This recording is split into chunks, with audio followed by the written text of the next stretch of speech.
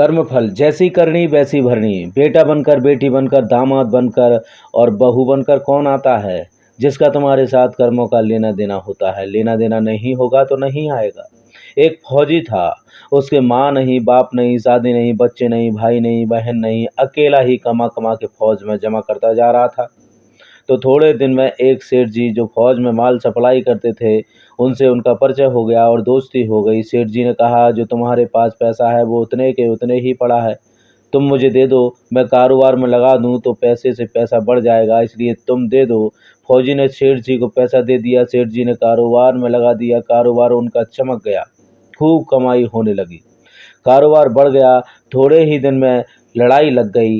लड़ाई में फौजी घोड़ी पर चढ़कर लड़ने गया। घोड़ी इतनी बदतमीज थी कि जितनी जोर जोर से लगाम खींचे उतनी ही तेज भागे। खींचते खींचते उसके गलफर तक फट गए, लेकिन वो दौड़कर दुश्मनों की गोल में जाकर खड़ी हो गई।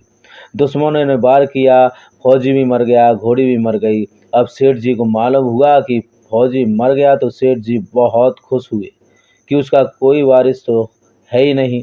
अब ये पैसा देना किसको? अब मेरे पास पैसा भी हो गया, कारोबार भी चमक गया, लेने वाला भी नहीं रहा। तो सेठ जी बहुत खुश हुए। तब तक कुछ ही दिन के बाद सेठ जी के घर में लड़का पैदा हो गया। अब सेठ जी और खुश कि भगवान की बड़ी दया है, खूब पैसा भी हो गया, कारोबार भी हो गया, लड़का भी हो गया, लेने वाला भी मर गया। सेठ जी बहुत खुश। वो लड़का होशियार था, पढ़ने में समझदार था। सेठ जी ने उसे पढ़ाया लिखाया। जब वह पढ़ लिख कर बड़ा हो गया तो सोचा कि अब ये कारोबार संभाल लेगा, चलो अब इसकी शादी कर दें। शादी करते ही घर में आ गई बहू रानी, दुल्हन आ गई। अब उसने सोचा कि चलो बच्चे की शादी हो गई, अब कारोबार संभालेगा। लेकिन कुछ दिन में बच्चे की तबीयत खराब हो गई। अब सेठ जी डॉक्टर के पास, हकीम के पास, वैद्य के पास दौड़ रहे हैं। वैद्य जी जो दे रहे हैं, दवा खिला रहे हैं और दवा असर नहीं कर रही, बीमारी बढ़ती ही जा रही, पैसा बर्बाद हो रहा है और बीमारी बढ़ती ही जा रही है। रोग कट नहीं रहा, पैसा खूब लग रहा है। अब अंत में डॉक्टर ने कह दिया कि लाइलाज मर्ज हो गया, इसको अब असाध्य रोग हो गया, ये बच्चा 2 दिन में मर जाएगा। डॉक्टरों के जवाब देने पर सेठ जी निराश होकर बच्चे को लेकर रोते हुए आ रहे थे।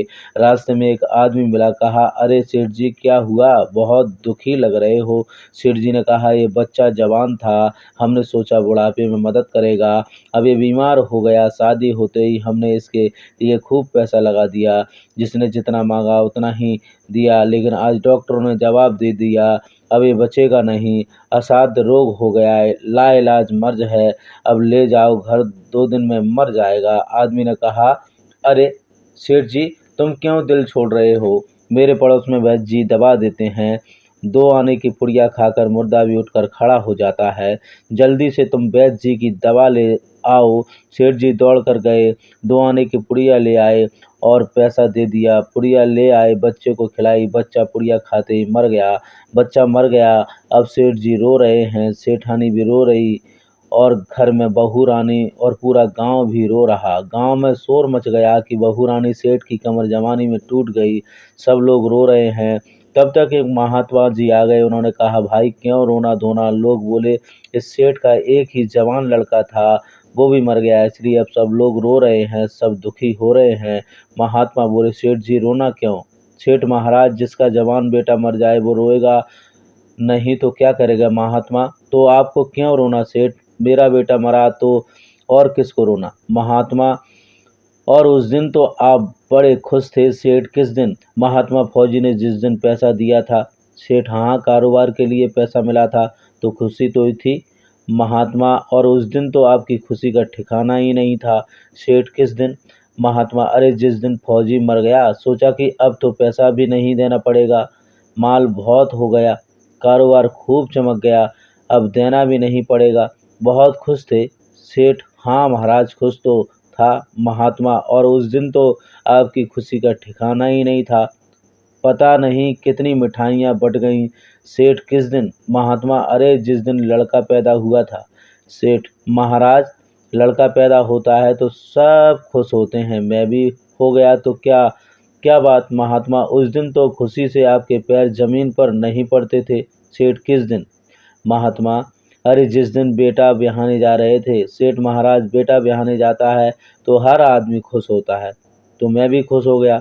महात्मा, तो जब इतनी बार खुश हो गए तो जरा सी बात के लिए रो क्यों रहे हो? सेठ महाराज, ये जरा सी बात है, जवान बेटा मर गया, जरा सी बात है। महात्मा, अरे सेठ जी, वही फौजी पैसा लेने के लिए बेटा बनकर आ गया। पढ़ने में, लिखने में, खाने में, पहनने में और शौक में, श्रृंगार में जितना लगाना था लगाया, शादी ब्याह में सब लग गया और ब्याज दर ब्याज लगाकर डॉक्टरों को दिलवा दिया। अब जब 2 आने पैसे बच गए, वो भी वैद्य जी को दिलवा दिए और पुड़िया खाकर चल दिया। अब कर्मों का लेना देना पूरा हुआ। सेठ जी ने कहा, हमारे साथ तो कर्मों का लेन देन था, चलो हमारे साथ तो जो हुआ सो हुआ, लेकिन जो वो जवान बहू रानी घर में रो रही है, जवानी में उसको धोखा देकर विधवा बनाकर चला गया, उसका क्या जुर्म था कि उसके साथ ऐसा गुनाह किया? महात्मा बोले, यह वही घोड़ी है जिसने जवानी में उसको धोखा दिया, इसने भी जवानी में इसको धोखा दे दिया।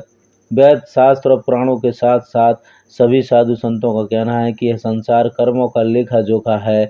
इसमें जो जीव चैतन्य है वो समझदारी से भव सागर पार हो जाएगा। तो साथियों, वीडियो पसंद आए तो लाइक, शेयर, कमेंट और ज़्यादा से ज़्यादा लोगों को पहुँचाएँ। Thank you so much.